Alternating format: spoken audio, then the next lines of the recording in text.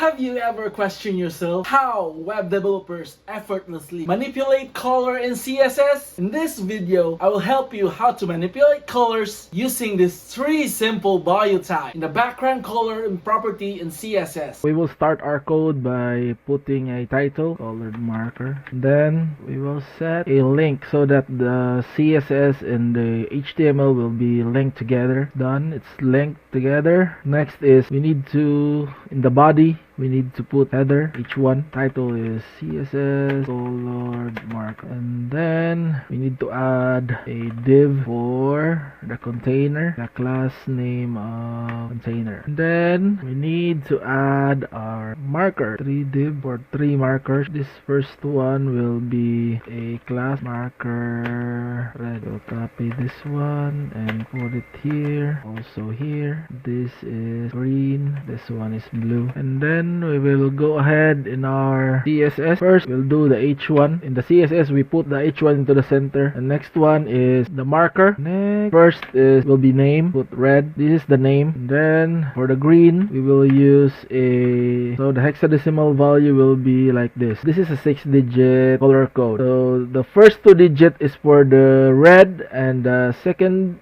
and 4th digit will be for the green, and the 5th and 6th digit will be for the blue. Oh, by the way, if you know someone else who is also learning web development, you can tag them in the comment section below. And also, you can watch my other videos if you like content like this. Next will be our blue. We will use RGB. It's like hexadecimal, but 0 is the lowest and 255 will be highest. So if we need to color it blue, we need to put here for the red will be 0, for the green will be 0 also, and for the blue will be 255. And that's the 3 basic color concept and the background value for CSS. I hope you understand, and there are more color value, and we will discuss that in another episode of this web development journey. We will tackle that in the next episode, and we will add something here. We will make this like a marker. So we will add cup and sleeve. We'll copy it and put it in the other colors. And then in the CSS, we will add cup. And for the sleeve, next will be the sleeve. Background color will be white.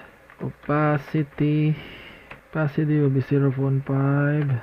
Border left width will be 10 p, and then border left style will be solid. As you can see, the white sleeve is in the here in the downside, so we will make another command so that it will go up. That cup, that sleeve, display, we will be going to have a display for this inline block. That's right, it's good now, it's perfect. And I hope you guys enjoyed this video, and I will see you in the next one.